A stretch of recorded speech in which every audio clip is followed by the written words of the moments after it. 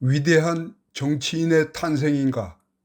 악랄한 빌런의 몰락인가? 시민언론 민들레 상임고문 강기석입니다. 국민의힘의 고민이 점점 더 깊어지는 것 같습니다. 총선 참패로 인해 형편없는 소수당으로 집권 여당 행세를 해야 하기 때문입니다. 아무리 의원 워크숍에서 지나간 일을 다 잊고 한몸이 되어 뼈 빠지게 뛰어봤자 고주망태 대통령을 모시고 108석 여당이 192석 거대 야권을 상대로 할 수 있는 일은 거의 없습니다. 이미 21대 국회 막바지에 보수를 참칭하는 쓰레기들이라는 욕까지 한 바가지 얻어먹은 한심한 처지 아닙니까?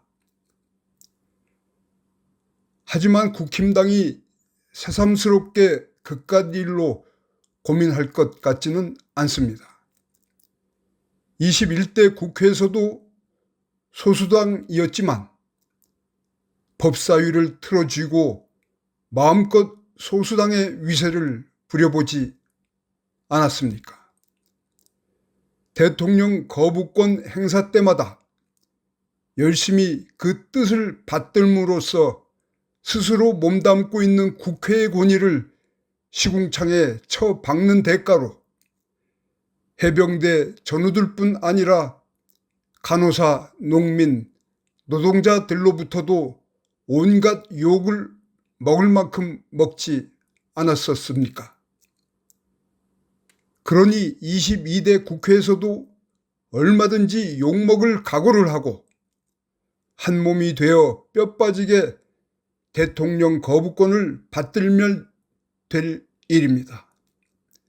딱 하나 워크숍에서 다짐한 것과 반대로 해야 할 일은 절대 지나간 일을 잊어서는 안 되고 21대 국회를 마비시키고 싸움터로 만들고 결국은 천박하게 만들었던 기억을 되살리고 반복하는 것입니다.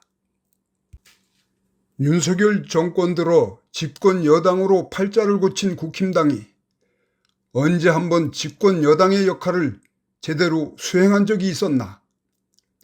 집권 여당이기는커녕 정당의 공적 기능과 책임을 방기한 채 그저 하나의 이익 집단으로 전락해 버린 것은 아닌가? 도탄에 빠진 민생, 날로 악화되어가는 안보, 나라를 통째로 일본에 팔아먹을 기세인 외교 등 큰 국가적 과제는 고사하더라도 최근의 국민연금 개혁 문제, 의사 증언 문제로 인한 혼란상에 대해서도 아무런 대책도 내놓지 못하고 있습니다. 아예 관심조차 없는 듯합니다. 이런 국힘당 모습이 22대 국회에서도 크게 달라질 것 같지는 않습니다. 그러므로 국힘당의 진짜 고민은 어떻게 국회의원 노릇 한번 제대로 해볼까가 아니라 어떻게 해야 정권을 유지하고 빼앗기지 않을까에 온통 쏠려 있다고 봐야 맞습니다. 그것은 누구를 차기 대선 후보로 내세워야 할지, 그보다도 먼저 7월 말 8월 초로 예상되는 전당대회에서 차기 당대표로 누구를 뽑아야 할지의 문제로 집약됩니다. 한동훈 국힘당 전 비대위원장이 이번 전당대회에서 당대표로 출마하느냐 안 하느냐 혹은 못하느냐를 두고 설왕설래하는 것도 그것이 국힘당의 차기 리더십 구축 문제의 핵심이기 때문입니다. 여러 여론조사에 따르면 한 전 위원장은 일반 여론조사에서 유승민 전 의원과 양강 구도를 이루고 있고 국힘당 지지자들만 대상으로 하는 조사에서는 압도적 선두를 달리고 있습니다. 그가 당대표를 맡는 것에 대한 국힘당 지지자들의 긍정적 답변도 압도적인 83.3%였습니다. 한 전 위원장은 대선 후보 적합도에서도 국힘당 후보로서는 한참 앞에 위치해 이재명 민주당 대표와 겨룰 수 있는 유일한 국힘당 후보로 일찌감치 자리매김하고 있습니다. 이 정도라면 출마 안 하는 것이 이상한 일 아닙니까? 그런데도 정작 당사자는 아직도 출마를 결심하지 못하고 있는 것으로 보입니다. 자신의 SNS에 해외 직구 규제 정책 비판, 지구당 부활 필요 등의 글을 올리고 도서관에서 공개적으로 책 읽는 쇼를 연출하며 연기만 피울 뿐입니다. 몇몇 낙선 의원들과 식사를 하기도 한다고 합니다. 이런 망설임은 윤석열 대통령과의 험악한 관계 때문이라는 관측입니다. 윤 대통령은 지난 40 총선의 결과로 부쩍 힘이 붙은 이재명, 조국, 이준석 등 꿈에서도 마주치기 싫은 야당 대표들에게 둘러싸인 형국인데 여당 대표만이라도 신명을 다해 자기 부부를 보위할 말 잘 듣는 대표를 세우려 할 것이라는 얘기입니다.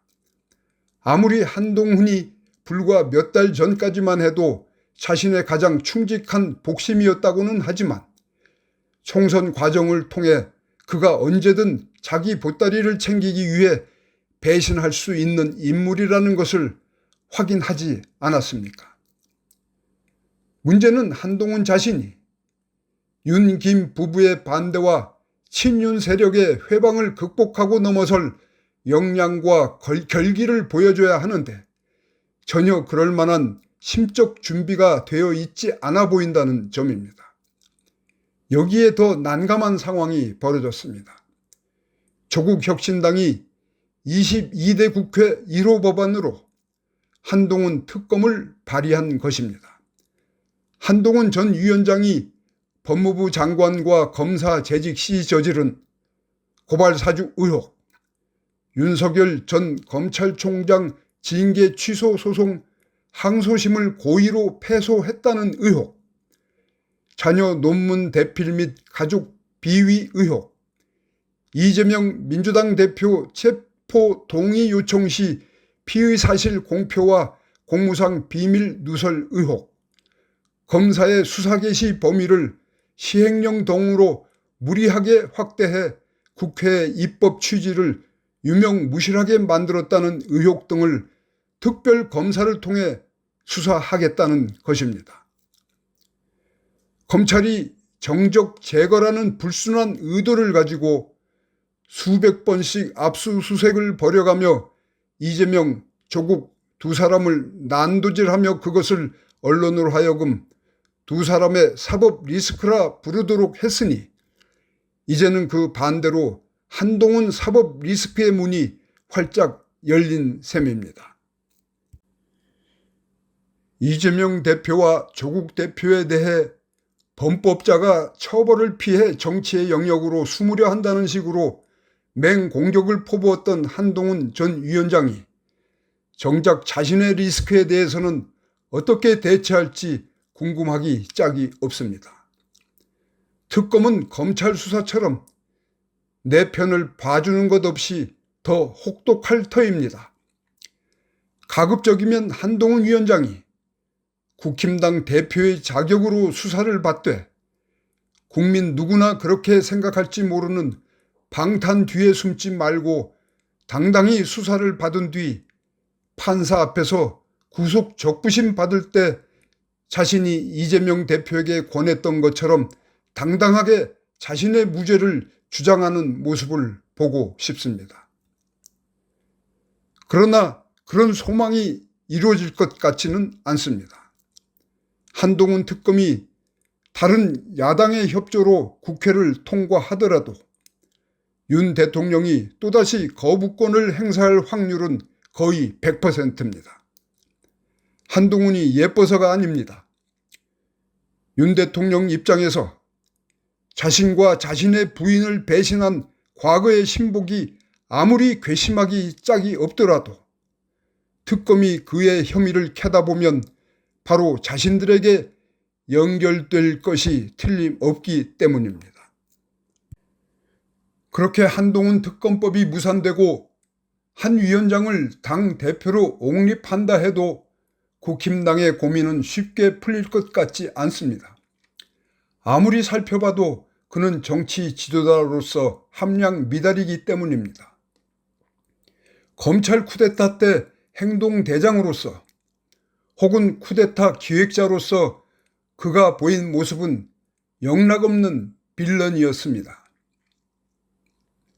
고발 사주 등 한동훈 특검에 적시된 여러 혐의 외에도 기자와의 대화에서 그런 취재는 해볼만 하다는 발언, 직장 상사 부인과의 수백 차례 카톡, 자신을 압색하려는 검사에게 폭행죄 뒤집어 씌우기, 취재 기자들 스토킹 혐의로 고발하기 등등. 법무부 장관으로서 그는 고의적 인사 검증에서 실패를 거듭했고 국회 상임위에서도 오만불산한 태도로 말싸움만 일삼더니 총선을 앞두고 국힘당 비상대책위원장으로 영입돼서도 전혀 정치인으로서의 자질을 보여주지 못했습니다. 세종시로 국회 완전 이전, 목련꽃 필 무렵 김포시 서울 편입, 여의도 개발 제한 풀겠다는 공약 등은 급한 김에 밑에서 써준 대로 읽었다손 치더라도 스타벅스가 서민층이 오는 곳은 아니죠라며 털벗긴 닭을 흔들어 대는 건 워낙 세상 물정을 몰랐기 때문이라 하더라도 수원지방유세에서 여러분 이수정은 여기서 이러지 않아도 얼마든지 잘 먹고 잘 사는 사람입니다. 여러분 이수정이 여러분들을 위해 나왔습니다 라고 부르짖던 광경이야말로 그가 절대로 정치를 해서는 안 되는 인물임을 여실히 보여주었습니다. 그가 하고자 하는 정치는 절대로 공적 책무를 완수하기 위한 것이 아니라 아래로부터 우러름을 받으며 위에서 아래로 시혜를 베푸는 지배자의 정치인 것입니다. 평생을 특수부 검사와 장관으로 제 쪼대로 살았지만 이젠 잘 때도 국민 눈치를 본다고 했지만 그는 이제 국민의 눈치를 보기는커녕 집권 여당 대표도 되고 대통령도 돼서 자신의 옛 보스가 지금 그러는 것처럼 자신도 계속 쪼대로 살고 싶은 것입니다. 한동훈 전 위원장은 소년 급제자라 부를 만합니다. 너무 어린 나이에 출세길에 들어서 거침없이 세상을 살아가는 인생을 이름입니다. 이런 사람 저런 사람들이 부대끼면서 살아가는 세상에서 나이란 숱한 환난 신고의 파노라마 속에 그것을 부탁과 설득과 양보와 이해로 풀어가는 다양한 경험의 축적입니다. 소년급제를 부러움의 대상이 아니라 불행의 씨앗으로 보는 것은 나이에 따른 그런 경륜도 없이 출세만을 거듭해 높은 벼슬을 차지한 자들이 끝내 자신의 자리와 권력에 미치지 못하는 능력을 드러내거나 더 이상 오를 곳이 없어 정신적으로 괴멸하는 상황들이 역사에 무수히 기록되어 있기 때문입니다.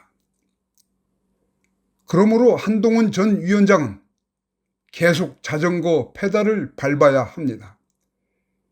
가능성이 희박하긴 하지만 그가 윤, 김 커플의 방해를 뚫고 국힘당 대표에 당선돼 자신과 국힘당을 용산과 차별화하고 독립시킬 수 있다면 그는 적어도 국힘당의 대선급 정치인으로 우뚝 설 수 있을 것입니다.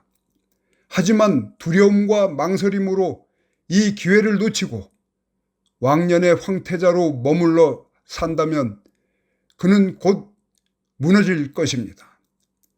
보호막이 없어진 그는 굳이 특검이 아니더라도 그간 자신이 저질러온 온갖 범죄 혐의에 대한 책임을 추궁받을 것입니다. 그로써 그는 마치 역행보살처럼 자신의 몰락을 통해 이 나라 사회 정의를 바로 세우는데 큰 도움이 될 터인데 혹시 압니까? 9.4일생 그 위기를 뚫고 위대한 정치인으로 화려하게 부활할런지, 검찰이 파놓은 불지옥에서 살아나 차세대 리더로 우뚝 선 이재명과 조국처럼 말입니다.